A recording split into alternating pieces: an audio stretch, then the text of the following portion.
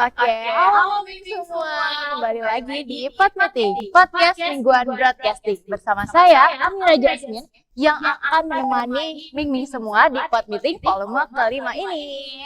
Oke, Ming, kalau di volume-volume sebelumnya kita udah bertemu nih sama kepala sekolah, wakil kepala sekolah, terus juga ada kepala program keahlian, bahkan seorang pendiri jurusan di salah satu jurusan SMK Negeri 2 Cibinong. Buat volume kelima ini, kita kedatangan bintang tamu yang gak kalah spesial nih, Ming. Salah satu tenaga pengajar di SMK Negeri 2 Cibinong. Makin penasaran kan siapa nih? Langsung aja kali ya, kita kenalan dengan Bu Siti selaku guru matematika. Ini dia. Halo Ibu.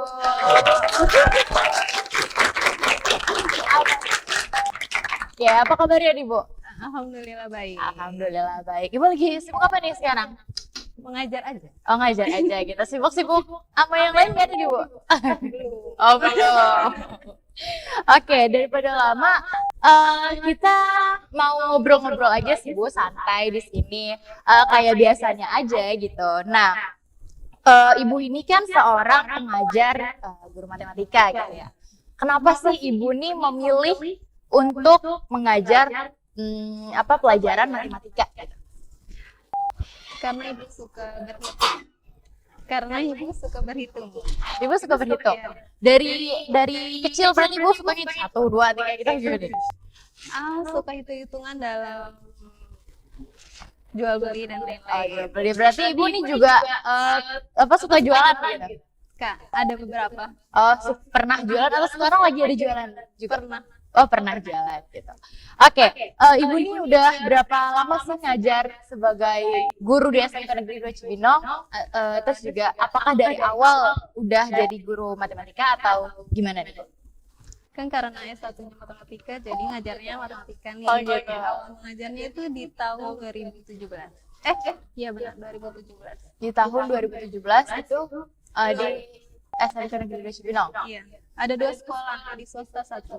Sampai saat ini? Enggak, di swasta itu hanya 3 tahun. Oh, gitu. Di 2017 sampai 2020. Jadi akhirnya memilih untuk di SMK Negeri 2 full. Oh, full. Berarti di tahun 2017 itu Ibu nggak full di SMK 2? Oh, enggak. Berarti apa ya? Setengah di sini, setengah di sana gitu ya. Oh, berarti karena emang suka menghitung, Ibu juga mengambil jurusan S1 matematika nih? Iya. Oh gitu, di Univ mana nih, Bu? Universitas Indoprasta. Wah, keren banget nih. Nah, selama Ibu mengajar, baik Ibu menjadi seorang guru matematika, ataupun Ibu sebagai seorang guru aja nih, sebagai seorang guru gitu. Ada nggak sih pengalaman uniknya gitu? Apa sih, Bu? Uniknya belajar matematika. Uniknya ya belajar matematika ataupun sebagai seorang guru gitu. Guru matematika. Boleh. Ibu punya pengalaman dulu di SMP. Temen ibu nggak suka, karena ibu suka matematika. Temen ibu nggak suka, jadi ibu arahin tuh dari awal sampai akhir. Kebetulan guru MTK-nya itu tidak menjelaskan secara detail awalnya dari mana sampai mana. Jadi ibu nanti kalau punya kesempatan jadi guru, ibu mau menjelaskan dari akarnya dulu sehingga anak tersebut itu paham. Dari awal dapetnya dari mana, arahnya dari mana, terus hasilnya ketahuan pasti ada hasilnya gitu. Kalau ke pengalaman guru-guru ibu itu langsung rumus, langsung hasil. Jadi anaknya kebanyakan bingung untuk ini dapat dari mana nih gitu ya. Jadi karena Ibu ngerasa dulu berarti pas Ibu SMP nih, Ibu udah kayak SD. Oh, pas SD. Dari pas SD Ibu kayak pokoknya aku pengen jadi ini nih, pengen jadi guru matematika gitu. Kalau jadi guru enggak. Oh, enggak. Karena itu tadinya kan nggak mau kuliah ya.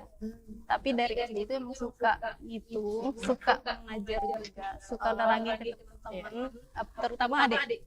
Oh ya.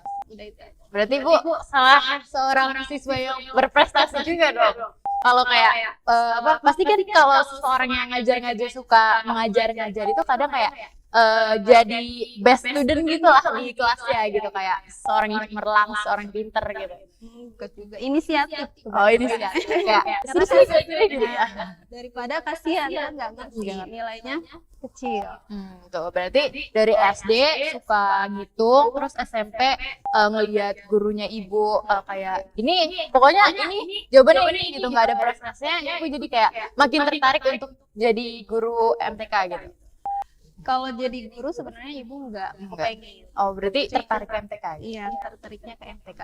Yang kepengen jadi guru kan orang tua ibu. Oh, ada alasan sendiri gak sih?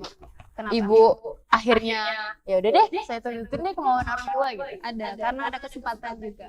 Pada waktu itu ibu nggak mau sekolah, cuma kesempatan untuk sekolah. Dan kesempatan itu memihak kepada keinginan ibu. Jadi pas, jadi jalan. Awalnya ibu nggak suka, karena kan dipaksa ya, bukan keinginan ibu. Keinginan orang tua, tapi lama kelamaan keinginan orang tua itu berbuah hasil pada ibu. Wah keren banget ya Mimi ya. Jadi sebenarnya apa namanya, tuntutan orang tua nggak selamanya buruk ya. Oke nih Ibu, selama jadi seorang guru matematika atau kan jadi guru pengajar deh di SMK Negeri di Cibinong, kan kalau guru matematika kan pasti ngajarinnya ya udahlah MTK aja. Kalau guru kan masuknya kayak ngajarin editor juga dan lain-lain sebagainya gitu. Ada nggak sih Bu kendalanya? Kendala untuk mengajar MTK. Ya itu boleh dulu. Oke kita bahas gitu dulu. Kendala mengajar MTK itu paling anaknya susah berhitung ya. Ya. Walaupun ibu sudah ngajar dari awal, karena siswanya nggak mau berhitung, jadi susah. Itu kendalanya salah satunya. Tetapi nggak hanya semua siswa ya, ada beberapa siswa juga diterangin langsung mengerti. Gitu. Kalau di ibu sebagai guru nih kayak kan ngajarin editor nih. Mungkin kalau di sekolahan kita tuh kadang suka rambutnya mesti 2 1 gitu. Terus kaos kakinya mesti panjang atau dan lain sebagainya gitu. Ibu pernah ada cerita sendiri nggak sih buat pas lagi negur anak atau gimana tuh Bu? Ada. Ayo coba ceritain dong Bu. Ini menarik banget karena burung nih terkenal dengan kedisiplinannya gitu Mimi. Ya itu karena dulu kan pengalamannya itu kurang lah di zaman ibu sekolah, kurang disiplin. Tapi disiplinnya bagus sih pada waktu SMP. Ibu di gerbang itu udah ada guru buat jaga, pakai sepatu, rok atau apapun yang melanggar itu langsung dihukum dan langsung dipulangkan. Wah berarti sekolah kita masih alhamdulillah ya bukan disuruh pulang. Iya. Masih ditindak aja depan gitu ya Bu paling ya. Kan ibu tuh orangnya keras, tapi ibu pengen tahu alasannya dulu kenapa. Ibu nggak langsung suruh pulang enggak. Cuma kan tanya dulu apakah itu tasnya cuma satu atau sepatunya cuma satu atau bagaimana, kan punya dasar tersendiri. Pengalaman ibu itu karena pahit lah dulu, karena suruh pulang ya pulang, nggak dikasih tanya alasannya kenapa, bagaimana. Makanya ibu paling sebel itu sama anak-anak yang tidak memberi alasan. Jadi anak-anak tuh wajib memberi alasan biar kita tuh bisa tidak salah bertindak. Ya gitu Mimi. Jadi mesti ngasih alasan gitu. Oke Bu. Ngomongin soal kedisiplinan seorang ibu rum nih, aku kan juga sempat diajarin sama ibu gitu ya. Beda lah kalau sama ibu tuh kayak kelas tuh jadi serba ada gitu, tisu ada, hand sanitizer ada gitu. Itu kenapa sih ibu selalu mengingatkan kita untuk kayak kelas tuh harus rapi, kelas tuh mesti harus ada ini itu gimana, kenapa Bu? Karena belajar itu nyari yang nyaman dulu. Nah ya sih benar. Ibu nggak suka, ya semua pasti nggak suka yang berantakan ya, termasuk ibu. Ibu apapun harus bersih, rapi, wangi. Bersih, rapi, wangi. Catat Ming ya. Itu aja. Oh gitu. Oke, jadi bersih, rapi, wangi itu yang Ibu Rum suka gitu. Jadi kalau mau belajar sama Ibu Rum gitu guys, ingat itu 3 poin itu ya. Oke deh Bu Rum. Nah, kalau soal nyaman nih, apa ya? Pas Ibu kan tadi juga udah bilang nih, kalau matematika itu tuh pelajaran yang sulit gitu. Nah, mungkin ada juga beberapa anak yang nggak nyaman nih sama pelajaran matematika, kayak apa sih? Wah ngitung mulu gitu. Nah, Ibu menghadapi anak-anak yang kayak gitu tuh gimana sih Bu? Biar anak itu. sulit untuk diuraikan dengan kata-kata. Tapi matematika tuh ilmu pasti ya. Ya. Kata kita iya ya iya, tidak ya tidak gitu. Angka 2 pasti hasilnya 2, nggak mungkin minus 2. Iya. Yang ibu sukain di situ. Tapi ibu mendalam dulu nih ke anak. Kadang yang tidak suka tidak mungkin ibu paksa untuk suka. Dasarnya dulu. Kenapa? Awal kembali lagi ke awal dasar. Bagaimana cara menerangkan ibu? Yang cara ibu kan tergantung siswanya. Cara yang A pakai cara yang A, yang B dengan yang B. Kalau misalkan tidak bisa ya, ibu tidak mau memaksa. Mungkin di lain waktu ibu bisa menerapkan kembali. Oh gitu. Oke, berarti apa ya namanya? Dipahami dulu nih anaknya kayak gimana gitu. Baru nanti cari solusi bareng-bareng gitu. Oke, seorang Room City ini kalau aku ingat ya, itu karena aku juga pernah menjadi bagian dari OSIS gitu ya. Bu Rum ini bukan cuma ngajar matematika aja, karena ya mungkin karena kedisiplinannya itu, Bu Rum ini juga pernah diangkat menjadi seorang pembina OSIS, betul ya Bu? Oke. Keren banget ya sih Bu Rum ini, udah jago matematika, pernah diangkat menjadi pembina OSIS pula lagi gitu. Nah, bisa diceritain nggak sih Bu pas jadi pembina OSIS, awal mulanya gimana sampai sekarang dia masih jabat jadi pembina OSIS gak sih? Tidak. Oke ya. Oke, jadi dari awal sampai udahannya itu gimana? Sebelumnya juga belum pernah ada pengalaman jadi pembina OSIS ya. Tapi tiba-tiba ibu ditunjuk aja. Pada saat ditunjuk itu emang ibu down dulu. Oh, down dulu ya. Dan harus bagaimana? Ibu belajar lagi. Seperti kalian bagaimana nanti ketemu ibu matematika nggak bisa harus belajar dulu kan. Begitu juga pembina OSIS. Banyak beberapa guru yang di sini bertanya-tanya bagaimana harus awal mulanya, cara kerjanya bagaimana dan lain-lain. Ya alhamdulillah berkat teman-teman semua ibu bisa menjalankan jadi pembina OSIS. Gitu. Berapa lama sih jadi pembina OSIS? Kurang 6 bulan. 6 bulan. Dari bulan Juli sampai Juli. Apa? Desember. Berarti dari awal semester sampai pergantian semester lagi. Oke. Apa namanya? Sebelum kita lanjut nih Bu, minum dulu nggak sih Bu? Ini aus. Gitu. Nih aku bukain ya Bu, aku bukain nih. Mira, lagi. Oh, berarti sama-sama ya, maaf ya Bu, maaf ya. Berarti kita sama-sama lagi saum guys. Jadi maaf ya Bu ya, gak tahu juga deh. Aku juga saya lagi saum juga deh. Oke, semoga saum kita berdua lancar ya Bu, amin. Sampai maghrib ya, amin. Oke, lanjut lagi ke OSIS nih Bu. Apa sih bedanya jadi seorang guru matematika dan jadi seorang pembina OSIS gitu? Kalau pembina OSIS kan kegiatan keseringannya, kebanyakan kegiatan. Ibu paling poinnya cuma di gimana kita harus bertanggung jawab dengan kegiatan tersebut. Ibu lebih fokusnya tanggung jawab dulu karena sebenarnya jadi pembina OSIS itu baru dan baru belajar sana sini, pada akhirnya pengalaman ada sih sedikit pengalamannya, yaitu anak-anaknya bertambah. Oh iya. Ibu suka anak-anak gitu. Dan berbagai karakter, berbagai cerita, berbagai apa ya, sifat dan lain-lain gitu. Cuman kalau di OSIS ini kita lebih diutamakannya adalah tanggung jawabnya.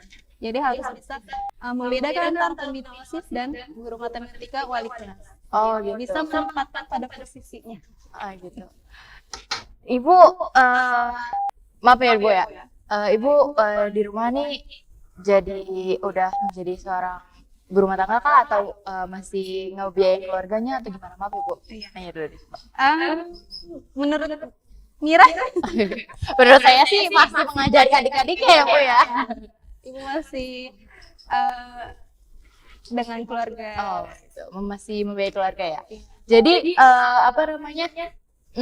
Cara manage untuk kepribadian Ibu nih, jadi seorang wali kelas, jadi pembina OSIS, jadi guru matematika, jadi ibu versi yang di rumah nih, gimana nih Bu? banyak banget nih lingkup apa namanya kerjanya ibu gitu. Yang tadi harus bisa menempatkan posisi kita lagi di mana dan sedang apa. Pada saat di kelas atau di sekolah dulu kita ada jam ngajar kah, atau sedang pergi di ruang guru kah, atau emang sedang rapat di pembina OSIS waktu itu ya. Iya. Dan di mana di rumah bersama keluarga harus bisa menempatkan itu semua. Jadi tidak ada ikut campurkan masalah sekolah dan masalah rumah. Berarti benar-benar profesionalitas gitu ya Bu ya. Nah, kalau Ibu bilang tadi gak dicampurin urusan rumah sama urusan pekerjaan gitu. Ibu ini tipe yang kalau misalnya udah di rumah, udah pokoknya saya mau off aja apapun tentang pekerjaan. Saya mau off gitu. Kalau udah nyampe rumah, saya nggak bakal menerima apapun itu soal pekerjaan gitu. Saya mau sama keluarga aja gitu. Atau sebaliknya? Enggak. Jadi gimana? Kembali lagi ya, pengalaman ibu pahit, jadi ibu nggak mau anak-anak ibu ngerasain apa yang ibu rasain. Dulu emang ibu susah ngejar-ngejar guru, ngejar-ngejar dosen dan lain-lain. Ibu nggak mau hal seperti itu. Kecuali emang ibu kepepet di jalan, atau emang lagi ada kegiatan yang lain, ibu bilang dulu, atau emang ibu balasnya lama gitu. Jadi ada poin-poin tertentu yang harus dikerjakan gitu. Oke deh, wah keren banget ya seorang burung Siti ini. Nah, tadi kita udah bahas banyak banget nih Ibu soal Ibu sebagai guru matematika, membina OSIS, dan juga seorang burung Siti di rumah. Nah, mungkin aku bakal ngulik ke ini sih Bu, bakal pengen tahu sih Ibu awal ngajar itu gimana, apakah dari pas lagi sekolah kuliah S1 itu udah pernah magang menjadi seorang guru atau gimana nih Bu? Bisa diceritain nggak awal mula karir Ibu sebagai seorang guru? Pahit. Enggak, jadi kesempatan ibu buat kuliah itu nggak ada kepikiran untuk kuliah. Iya. Ternyata itu kesempatan, ada salah satu ada yang membantu lah ibarat kata. Tapi ibu nabung ya, dari SMA itu ibu nabung, punya tabungan, dan tabungannya itu diarahkan untuk kuliah. Tadinya ibu nggak mau kuliah. Pada akhirnya ibu kuliah itu, dan ibu tetap tidak mau mengajar karena ibu nggak mau mengajar. Tapi karena susah nyari kerjaan, ya udah nyari kerjaan nggak dapat, pada akhirnya ibu ngajar di Kumon, ngajar lagi, kembali lagi ya. Kita boleh sebut merek nggak sih? It's fine ya. Oke, ya lanjut tuh. Di salah satu tempat les gitu ya, Bu. Salah satu tempat les. Karena ngelamar yang lain ibu nggak diterimalah di tempat les tersebut. Plus sambil kuliah selama 4 semester. Oh, berarti kuliah sambil kerja. Wah, keren banget. Gimana sih? Gimana?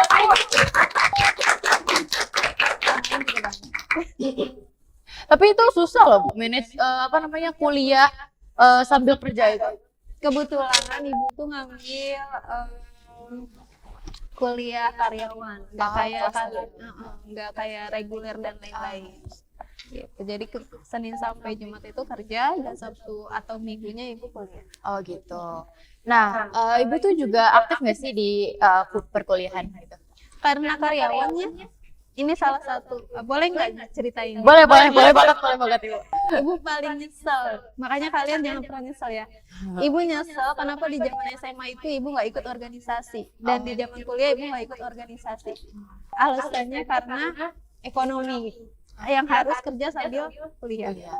Jadi efeknya sekarang, kalau misalkan boleh mengulang kembali, ibu itu ikut berbagai organisasi. Oke, bunga. Ya, ada ini nggak tisu? Oke, gitu. Jadi teman-teman jangan sia-siain waktu muda ya Bu. Karena ya balik lagi, menyesal itu belakangan gitu Bu. Oke deh Ibu. Nih Ibu boleh. Kasih ya. Oke. Ternyata seorang burung Siti perjuangannya dibalik seorang burung Siti yang disiplin banget ini ternyata banyak cerita pahitnya ya Bu ya. Jadi karena kepahitan itulah jadi Ibu nggak mau anak-anak Ibu ngerasain lagi gitu ya Bu. Oke, terus setelah ngajar di salah satu tempat les itu Ibu lanjut kemana? sampai kuliah. Ya. Terus ibu tetap kekeh dengan pendirian ibu nggak mau ngajar. Nggak mau ngajar, tapi sedih nih. Ini Terus ya, jadi maaf ya. Nanyanya kayak gitu. Ibu ngajar itu salah satu faktor dari keluarga juga, terutama mama ibu. Yang kedua itu ada ibu yang pertama. Ada ibu yang pertama Umurnya 23 sekarang. Oh, sekarang 23. Berarti masih udah bisa bantu-bantu ibu lah ya. Alhamdulillah. Alhamdulillah. Cuman ada pesan tersendiri dari ada ibu. Ikutin apa kata orang tua. Dari situ ibu langsung semua serba orang tua. Iya. Tapi ibu tuh mulai ngebiayain keluarga itu sejak kuliah ya? Kita balance sih, nggak semuanya ibu semua, nggak. Cuma kan lebih besarnya ibu berbagi ya. Ibu nggak mungkin semuanya, karena ibu juga punya keperluan pribadi gitu. Orang tua juga mendukung, dan orang tua tidak pernah memaksa ibu untuk dikasih berapa dan minta apa, enggak gitu. Tapi ibu selalu ngambil keputusan bersama. Kan ibu sering ke kalian tuh sering apa-apa dibicarakan, apa-apa diomongin. Nah, ini loh faktornya, karena ibu udah mengalami gitu. Karena segala sesuatu sudah didiskusikan itu lebih baik daripada harus diem-dieman gitu.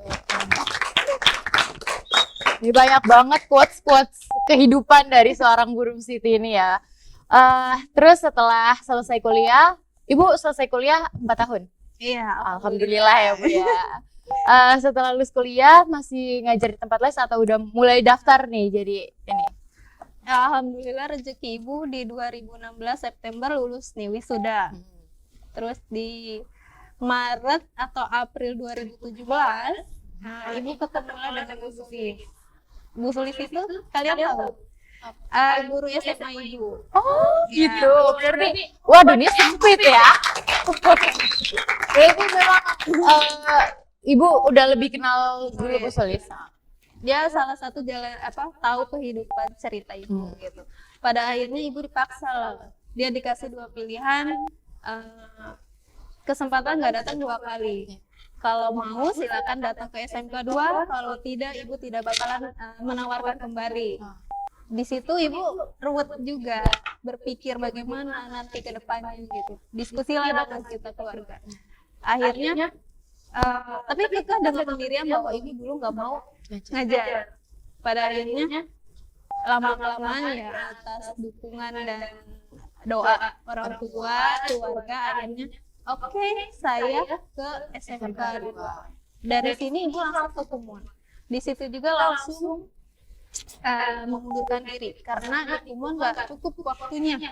Karena ibu udah di SMK kelas Pelita Nusantara. Oh berarti setelah kuliah itu ibu udah juga bekerja di sekolah kain gitu. Terus setelah itu barengan sih barengan. Karena kan ibu nyari pekerjaan nggak dapet nih, ibu ngelamar di sekolahan, coba deh di sekolahan gitu. Kebetulan barengan dengan Bu Sulis yang ke rumah gitu menawarkan gitu. Di situ tuh mama ibu ya udah silakan terserah kamu mau milih yang mana gitu. Ya udah ibu ngambil kesempatan sekolah ngajar 2 sekolah dan semuanya harus ditinggalkan biar balance gitu ya. Oke deh. Wah gila, seorang Guru Siti ternyata wah keren banget. Tepuk tangan jalan sampai agak sedikit terharu. apa? Oke. Perbedaan mengajar ibu pas di sekolah sama pas di tempat les, ataupun perbedaan pas ibu ngajar di sekolah ini atau di sekolah ini tuh apa sih? Ibu kan hanya ngajar di sekolah yang lama itu di SMK ya, sana ya, Pelita Nusantara. Itu kemauan ibu plus yang ibu suka dari sekolah tersebut, disiplinnya sangat kuat. Ya, jadi ibu sebenarnya disayangkan untuk meninggalkan sekolah swasta tersebut. Tapi karena tujuan lagi, apalagi orang tua itu pengennya ibu jadi PNS. Peluang besarnya dulu ibu nggak tahu searching bagaimana Kalau sudah ada di negeri, insya Allah dimudahkan untuk jadi PNS gitu. Itu doa orang tua juga ya.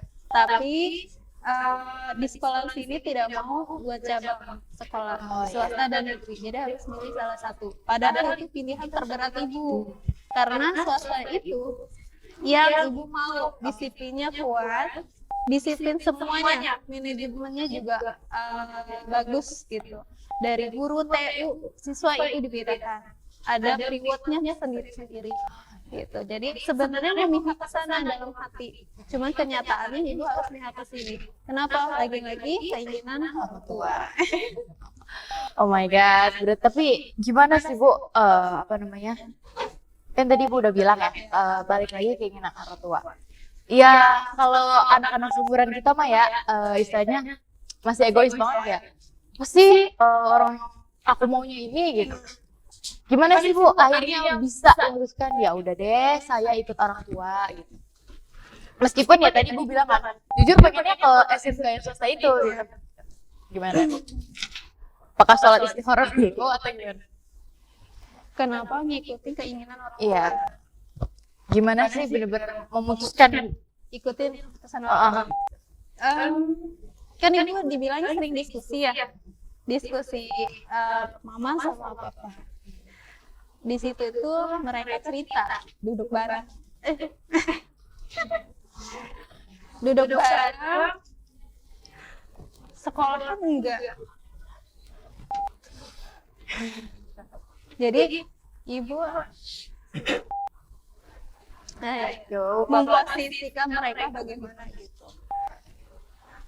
Intinya itu ibu nggak mau ngecewain mereka, karena mereka pun sama keluarga mereka masing-masing dikecewain atau kurang kasih sayang. Jadi ibu nggak mau dengan ibu ngebantah. Tapi pada usia kalian juga sering kok ibu, maksudnya sering dibantah, sering apa, cuman dalam lubuk hati ibu gini, walaupun saya dibantah tapi saya tidak mau tidak menuruti apa kata mereka. Jadi dasarnya ibu dulu gitu. Ibu nggak mau kecewain mereka itu dari hati, walaupun ibu berontak dengan diri ibu sendiri gitu. Tapi kan kayak apa sih Bu, kan ya gitu, kita emang nggak apa namanya, nggak mau ngecewain orang tua, tapi di satu sisi pun kita kayak lama-lama ada perasaan, gue capek banget ya nurutin orang tua mulu, apa nih waktunya gue gitu. Gimana Bu ngadepinnya? Pasti ibu pernah dong merasakan hal itu. Ibu kalau mau nanya segala Bu. Gini, takdir ya. Takdir ibu, takdir mereka berbeda. Ibu harus mengayomi adik ibu dan harus mendampingi orang tua ibu, sedangkan teman-teman ibu beda cerita dengan ibu. Awalnya emang berontak dengan diri sendiri, tetapi ibu sadar kembali dasarnya ibu bahwa ini adalah takdir. Jadi ibu mau berontak bagaimanapun karena udah jadi takdir ibu ya Bu, legowo. Oh, keren banget terus di sini. Tapi emang ya Bu, kalau ibu ini anak pertama? Anak pertama. Wah, seorang anak perempuan pertama. Memang bahunya itu pasti kuat banget ya Bu ya, menghadapi ya kita jadi anak tertua di keluarga gitu kan. Apa namanya, ya mungkin ketimbang adik-adik kita lebih tahu lah situasi keluarga gitu kan. Nah, kalau apa namanya, tadi Ibu bilang apa namanya, ini semua takdir gitu. Dan kita tuh apa namanya harus ikhlas gitu. Ibu pernah nggak ada masa dimana kayak titik berat banget, kayak aduh capek banget, kayak ya Allah kenapa sih takdir saya seperti ini gitu, kenapa apa namanya mesti kayak gini takdirnya, kenapa orang-orang tuh bisa lebih baik gitu, ada nggak sih Bu Ibu? Ada. Nah itu menghadapinya itu gimana?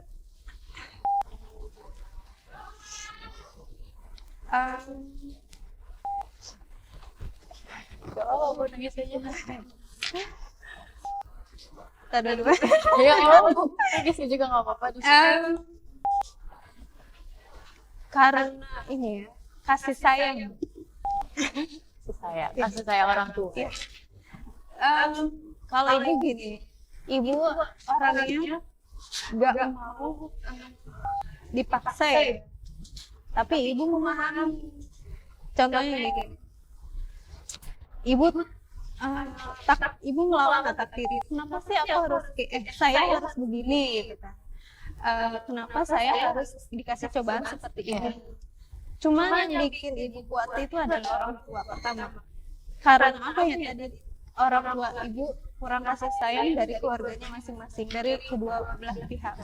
Jadi disitulah ibu titik, walaupun seberat apapun cobaan ibu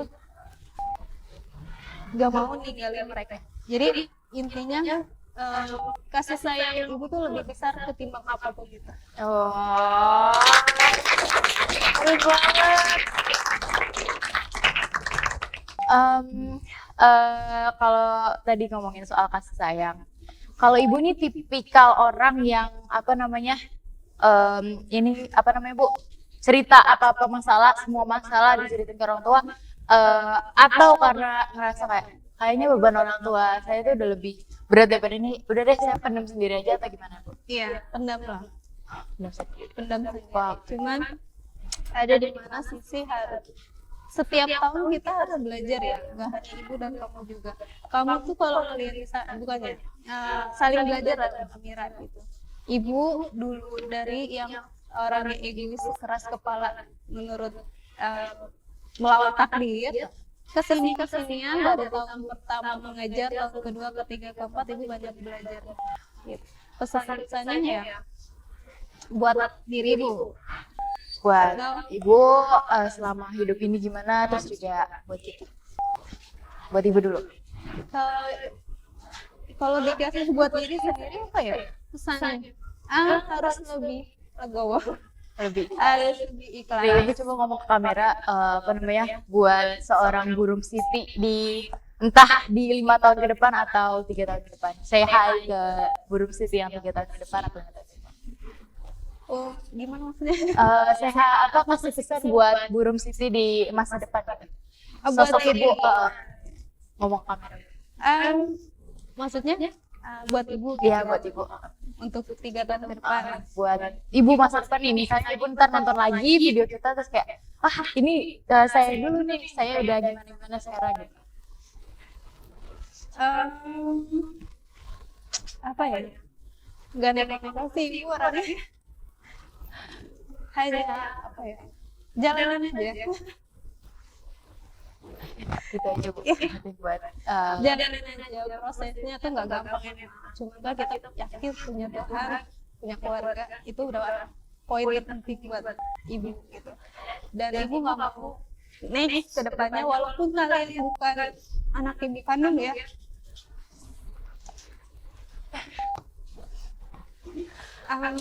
Kasih sayang ibu buat kalian juga sama seperti kasih sayang ibu ke adik-adik ibu gitu. Jadi jalanan aja ke depannya bagaimana. Yang penting tadi ada Tuhan dan ada keluarga yang selalu sayang sama kita. Oh my god, se-emosional itu Ming semua kita ngobrol bareng bintang tamu yang spesial banget ini. Banyak pelajaran hidup yang bisa kita ambil di Pod Meeting volume kelima ini. Oke, Burum, gak berasa kita udah ngobrol banyak. Lama banget kita ngobrol-ngobrol, mulai tadi ibu jadi guru matematika, pembina OSIS, bahkan kita juga jadi cerita ke kehidupan ibu nih untuk mengawali karir ibu gitu kan. Terakhir nih Bu, kesan pesan buat teman-teman broadcasting SMK Negeri 2 Cibinong. Makin sukses berkarya tentunya, tapi walaupun itu semua harus didasari dengan attitude yang baik. Oke, sekali lagi. Oh my god, Ibu, satu quotes nih Bu sebelum ditutup. Silakan ke kamera Bu. Satu quotes untuk penutup Pod Meeting volume ini. Gak bisa mikir. Apa Bu? Kata-kata. Iya, kata-kata. Apa ya?